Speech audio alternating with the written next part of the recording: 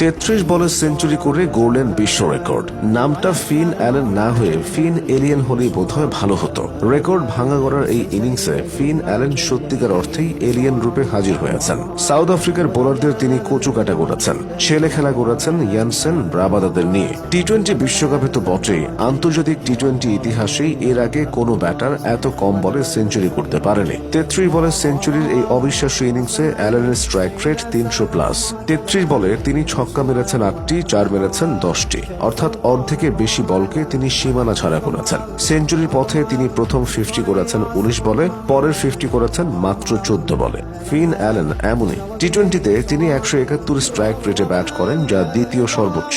তিনি ক্রিজে আসলে সাইক্লোন বইয়ে দেন। তার ব্যাটের সুইং এতটাই দ্রুত যে 150 কিলোমিটার গতির বলকেও অনায়াসে গ্যালারিতে পাঠাতে পারেন তিনি। আধুনিক টি-20 ক্রিকেটে অনেকে স্কুপ বা রিভার সুইপের মতো শট বেশি খেললেও অ্যালেন সেরকম নন। তিনি প্রথাগত ছন্দে ব্যাট করেন, লফটের স্ট্রেট ড্রাইভ এবং কাউ কর্নার দিয়ে বিশাল সব ছক্কা মারেন। ফিন অ্যালেনের এই ধ্বংসাত্মক ব্যাটিং এর পেছনে আছে তার প্রবল আত্মবিশ্বাস এবং কঠোর পরিশ্রম। ফিয়ারলেস ক্রিকেট বা ভয়ডরহীন ক্রিকেট শব্দগুচ্ছটি যেন অ্যালেনের জন্যই তৈরি করা হয়েছে। আউট হওয়ার ভয় কখনো তাকে কাবু করতে পারে না। পাওয়ার প্লেতে বোলারদের লাইন লেংথ এলোমেলো করে দেওয়ার এক বিশেষ ক্ষমতা তার আছে। এই আগ্রাসী মানসিকতায় তাকে টি-20 ক্রিকেটের অন্যতম ভয়ঙ্কর ওপেনার হিসেবে প্রতিষ্ঠিত করেছে।